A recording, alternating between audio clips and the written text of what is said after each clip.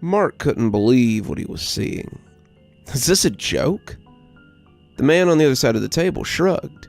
I can assure you the offer is no joke. I will gladly pay for your talent, but I would much prefer to have the whole band. Mark sighed, scratching his chin. Yeah, I don't know. The band is working hard on this new album, and I think we're close to getting back together. Closer than we'd ever been before. That was a lie, and Mark knew it. The Tempted Sufferers, the latest iteration of their band, had been getting back to it since their second year of college. If they had been capable of a VH1 special, the announcer would have called their beginnings humble. The four of them, Mark, Brad, Finch, and Gary, had started out in Finch's garage when they were in middle school, playing their music on a couple of acoustic guitars and a keyboard they had bought from a garage sale. Mark had been their vocalist, writing and singing his own original songs, and he had always kind of thought of himself as the front man. They weren't great, but 3 years and a lot of practice later, they had swept the Foley High School annual Battle of the Bands. They had started performing at parties and little venues after that. But when Brad had gotten his boss to agree to let them play on the stage at Pizzarama, they had really felt like they had arrived. You can play for an hour on Thursday night, and only if it doesn't bother the people who came to eat. From the first time they had mounted the stage, the faded faces of the old puppet band that had once sat here looming behind them, Mark felt like he was a star. They had been decked out in the most punk rock gear they could find from Hot Topic and the local thrift stores, and they had looked like bargain bin rock stars. They had traded those faded acoustic guitars for real electric ones, Brad and Finch having worked for 2 whole summers to get them, and Gary had a brand new Casio keyboard that his grandmother had bought him for Christmas last year. As Mark stood behind the mic, staring at the crowd of bemused pizza eaters, he had felt like a rock god amongst the rabble. From the first stroke of Brad's pick, heads had turned and people had taken notice. They played for the full hour, all original songs that Mark had written, and if they were a little derivative of Alice in Chains or Godsmack, then what of it? If Mark sounded a little less deep than the people he was imitating, no one seemed to notice. They got a standing ovation at the end, and Mr. DeMarco down at the Rama had told them they could come back next week, too. After a month of Thursday shows, Mr. DeMarco talked about moving them to Saturday and paying them in more than just pizza and soda. By their senior year, they were playing not just at Pizzarama, but also at the Easy A bowling alley, Plink Plink Arcade, and had been asked to play at the Founders Celebration, the only band to play that night that wasn't of the shit-kicking, boot-scooting variety. They had been local celebrities, it seems, and when Finch had gotten that CD burner and suggested they make some albums, they had all agreed. Those had been the salad days, when the CDs flew off the merch table, when the t-shirts they had printed out from the print shop had gone as quick as they could print them, and the requests for their songs had been numerous. The gigs had been plentiful, and the 4 of them had gone into college thinking it would never end. They had expected to be rock stars, signed to a label and making money hand over fist as they soared up the charts. But fate had other ideas.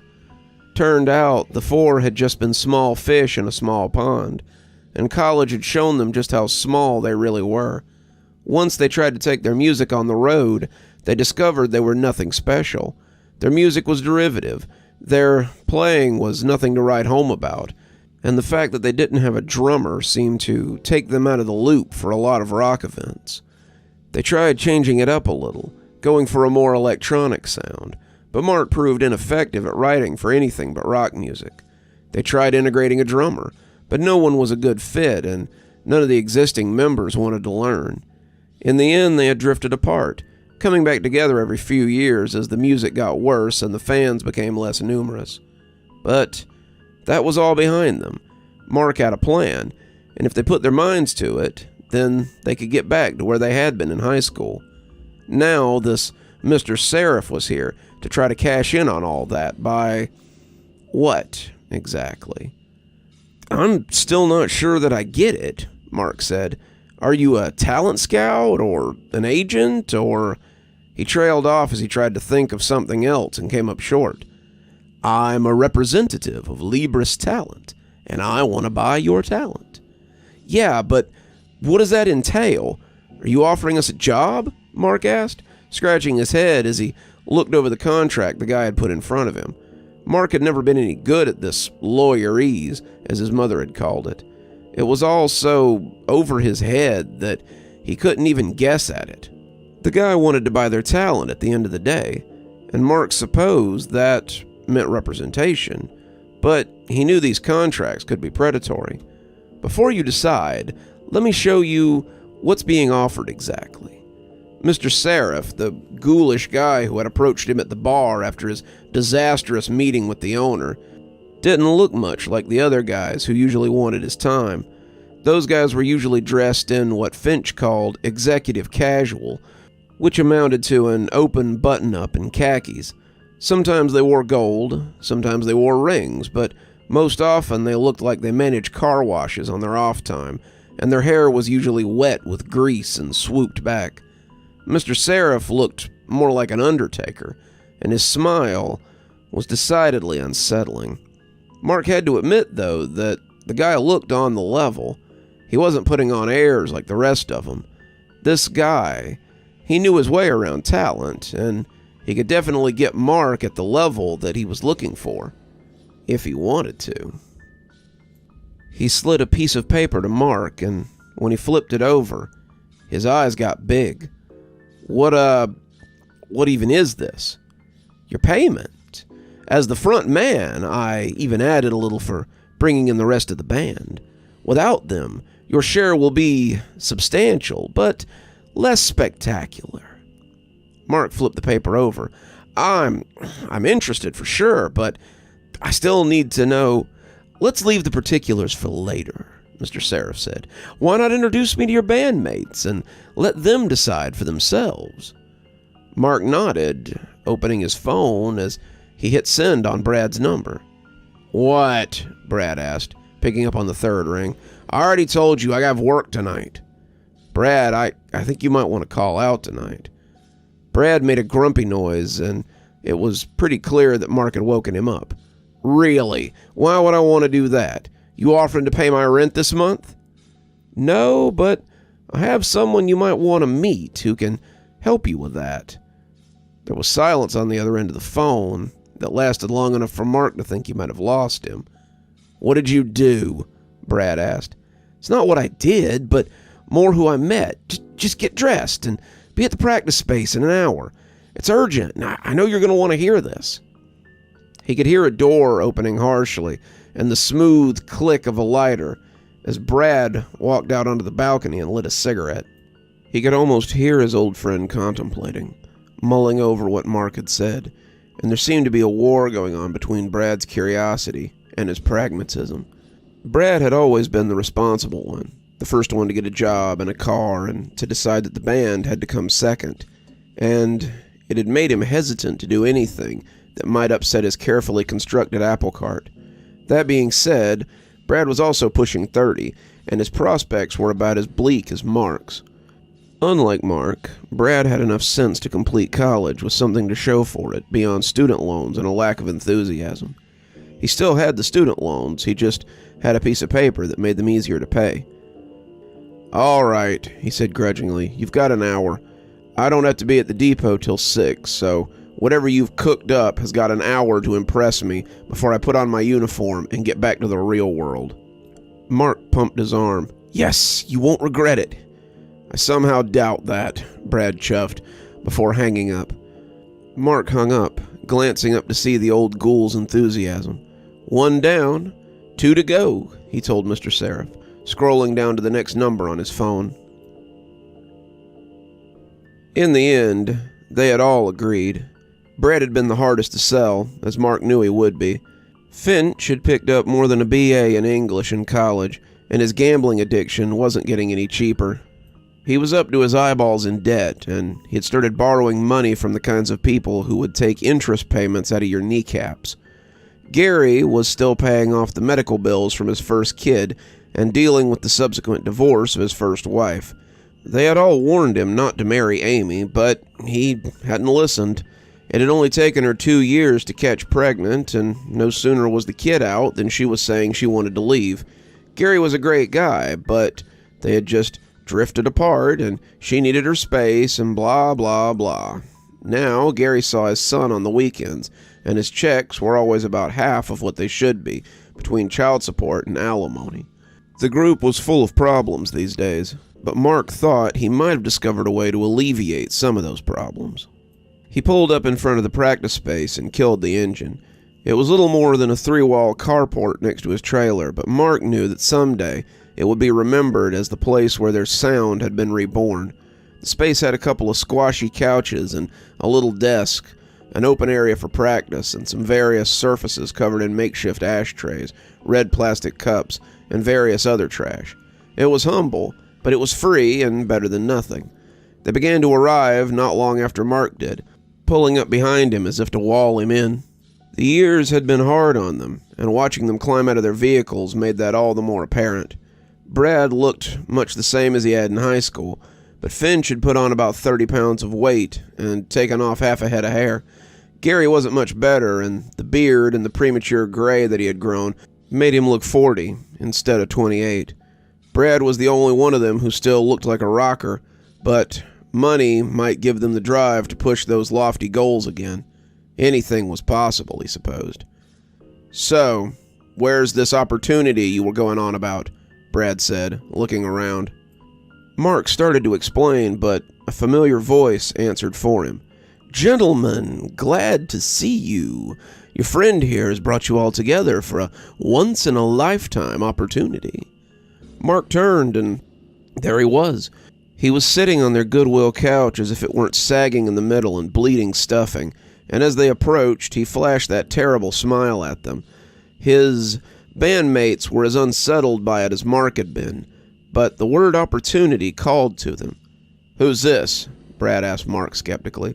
"Are you getting into the mortuary game or something?" Mr. Sereph laughed. No. I'm Richard T. Sereph, and I'm here to purchase your talent." They had questions, and as he repeated the same facts he had to Mark, passing around papers that would tell them what their pay was for said talent, they were all seemingly sold on the deal. What the deal was, they still weren't sure, but they all seemed content with whatever the weird guy had offered them. They took a vote, as they so often did with hard decisions, and it was decided. All were in favor, except for Brad. "Look, I'm not saying that amount of money wouldn't be life-changing, but we don't even really know what we're agreeing to." "What's to know? That's a huge opportunity." "Yeah, but an opportunity to what? Did you see any terms on that contract? 'Cause I didn't. This guy talks about buying our talent, but he never really tells us what that means," Brad put in. "Look," Finch said, "I don't know what that number was on your paper, but mine was high enough to make sure my kneecaps are safe for the foreseeable future." "It's enough to make sure that I can keep my head above water for a long time, too," Gary said. "At least till Amy finds out about it and tells the judge." Brad threw his hands up. I just think we need more information here." "All the information is right here," Mark said, pointing at the paper in his hand, the one he hadn't shared with anyone. "Either you're in or you're out." Brad looked like he wanted to say he was out just to mess this up, but before he could say anything, Mark doubled down. "Look, guys, we've been saying we want to get back to the glory days, to live like rock stars. This is our chance. With this kind of money, we can make that happen. We can get a real practice space. We can look the part. We can get some monkeys off our backs, and we can really make a go of it. Come on, who's in?" Brad sighed, shaking his hand as the smoke wafted up from his cigarette. "Okay, I guess if that's what you want." No one else hesitated as they threw their hands in the middle, and Mark grinned as he turned back to Mr. Sereph. "We're in, so what do you need us to sign?" Mr. Sereph produced a pen from his sleeve and tapped a large book that Mark was pretty sure hadn't been there before. It was as strange as its owner, and the longer Mark looked at it, the more certain he was that it was breathing. It was just a book, but Mark was still hesitant to touch it. It looked like it might bite. "Just sign your name in the book, and Then all will be revealed. Mark's hand shook as he reached for the pen, the surface smooth and slick. He hovered it over the book, still not sure he trusted it, and as the paper drank his signature, he felt inspired to sing in a way that he hadn't in years. As he dropped the pen into the spine of the book, he saw Gary reach for it and sign his own name. Mark was already walking to the area where they practiced, songs running through his head as he looked at the spot. Suddenly, it was the stage at the Pizzarama again. He was 16, dressed in Goodwill couture, and as the others put their signatures in the book, he saw that they were filled with the same fire. They were bringing their instruments from the cars, coming to the space as they made ready to perform. Mark wasn't even sure why they had brought them. He hadn't told them to, but he supposed, deep down, they had known. As they set up, they too were transformed into skinny 16-year-old rockers that they had been, and the crowd in the Pizzarama looked up as they mounted the stage. From the second Brad's pick touched his guitar, they looked up expectantly. As the first song, Hell or High Water, rolled across the crowd, they rose from their plastic chairs and came to stand before the stage. Mark felt exalted, his spirit risen, as he sang as he had never sung before. Brad's chords were like electricity up his spine, Gary's keyboard a delicious backdrop of sound, and Finch's bass oiled across it in a smooth refrain. They played like they hadn't in years, every song, every chord, every note, everything. Mark sang songs he'd sung 1,000,000 times.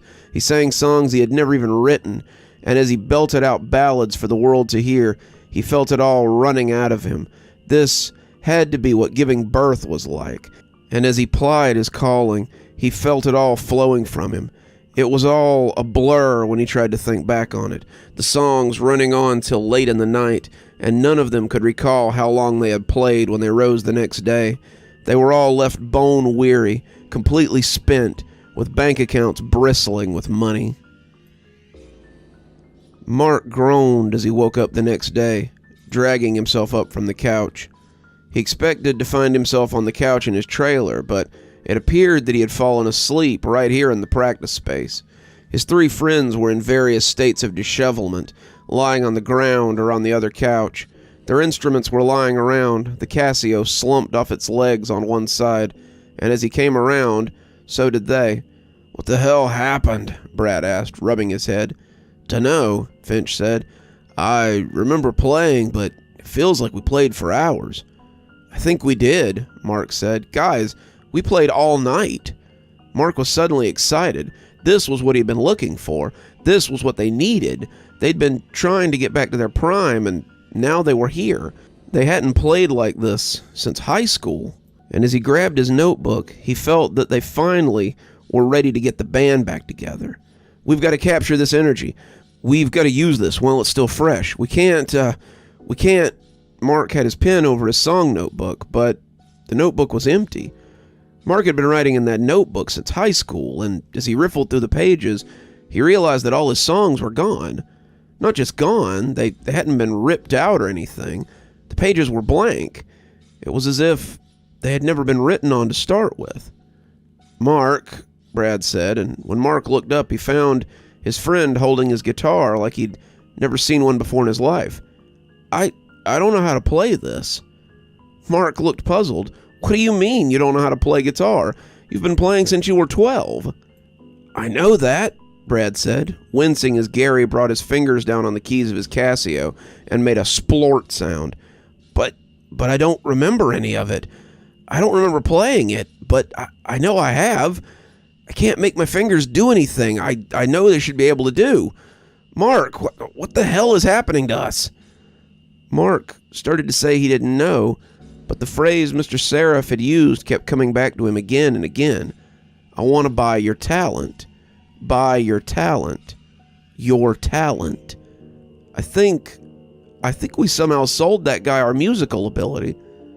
Mark said it low, but the way they looked at him told him that all of them had heard him. "How? How's that even possible?" Finch said. "I don't know, but you've got to believe me. I thought he was just a talent scout or something." "That's unreal. No way I would have sold my talent. Not for $500,000, that's for sure." Mark felt like a goose had walked over his grave. How much? Finch asked. 500,000. Isn't that what you all got too? No, said Gary. He only paid me 180,000. Finch laughed. Then I guess I don't feel so cheated. I got 340 for mine. Mark wet his lips. I only got 100,000. They all looked at him, speechless. Mark realized that some of that had been for bringing in the rest of the band too, and that his talent had been worth even less than he'd advertised. Well, Gary said, it makes sense. Your songs are basically just proxies of stuff we listened to as kids. The hell is that supposed to mean? Mark shot back, getting up. Oh, come on. You gonna tell me Riding High isn't just a less cohesive version of Civil War? Mark opened his mouth a few times before finally closing it again. He had never really thought about it. At least they paid the real talent more, Finch put in, laughing. Gary bristled. Real talent? Finch shrugged. Yeah. Who the hell ever heard of a keyboard player in a rock band? You play bass, Finch. How much talent does it take to strum the same 5 chords? The two were fighting before Mark could even make sense of it, and when Brad tried to get between them, he got swept up in it. The three of them were all cursing and spitting, throwing fists as they rolled in the dust, and as much as Mark wanted to break them up, he didn't. They had all received more than him, the front man, and none of them even thought this odd. He had been their voice, their sound, but he supposed they all thought that they had been the big draw for the crowd. They all separated after a long melee, scrambling away from each other like they might have something that was catching. Screw you guys, I don't need any of this. I'll just take my talent elsewhere. You don't have any talent, Gary yelled at him. None of us do. Then I'll take my money. It's a small consolation for never having to see you guys again. His Range Rover blared to life as he pulled out of the lot, spraying gravel as he roared away. Mark heard Gary leave too, and then winced as something hit him in the foot with a harsh sound. It was Brad's guitar, the old Ibanez that he had bought so long ago for the Battle of the Bands. After working all summer, he looked up to find Brad seething. I can't believe you've done this. It's not enough that you wasted my 20s with this stupid idea that we could be anything but a pack of mediocre musicians, but you cost me the one real gift that I had. Mark looked up to see his friend towering over him, glaring at him as if he might jump on him next. Brad, I had no idea you would... Save it, Mark. $500,000 for the only thing I ever really loved doing? It's not enough. It'll never be enough to pay for what I lost. I didn't want to do this. I told you guys I felt it was wrong, but none of you would listen. He started walking to his truck, Gary's Jetta already howling out of the driveway, and Mark couldn't do anything but watch him go. Have fun with your piddly compensation. I hope it was worth it. Mark sat there for a long time, just looking at the old and well-loved guitar. He kept looking at it, the shadows stretching as the day fled like a thief in the night. He truly had peaked in high school, he thought, and as he picked up Brad's guitar, he headed inside. His career was over before it had truly begun, and now he was left with nothing but the memories. You're still here. Thanks so much for joining us for tonight's spooky tale. If you'd like a little bit more spooky in your life, why not click on one of the videos that appears at the end of our story? Or maybe head on over to one of our playlists where you can get your fill of spooky content. If you like your spooky a little more tactile, I've got a new book that's come out. If you'd like your own copy, there's a link below in the description where you can get your own copy of my spooky book. If you like what you see here on the channel and think you might like to support in a more monetized way, then why not come over to Patreon or become a member on YouTube? Speaking of, let's go ahead and thank our members now. Thanks to Civ Garstad, Unicorn Hollow, and Heather for being our Spooky Ghost contributors. Thanks to Janet, Lee Kendall, Saikat, Ronda J, Sue Casper, and Valinator for being our Spooky Skeleton tier contributors. And thanks to Hi Stacy, Winter, Xaronan, Stephanie Carrington, Tyler Parker, Cinnamon Fox, and Sarah Samar 42 for being our Ghostly Reader tier contributors. Thanks, everyone. We just couldn't do the show without you. If you too would like to support the show, we always tell you to come on down to Patreon or check out my members section on YouTube. Spooky Skeleton contributors get their video 12 hours earlier at 8:30 a.m. as opposed to 8:30 p.m. And Ghostly Readers get a book every time I write one on their doorstep. There's actually one coming up here in a few weeks, so if you'd like to get in on that, please go ahead and sign up. And as always, thanks for stopping by. Dr. Plague, signing off. Have a wonderful evening.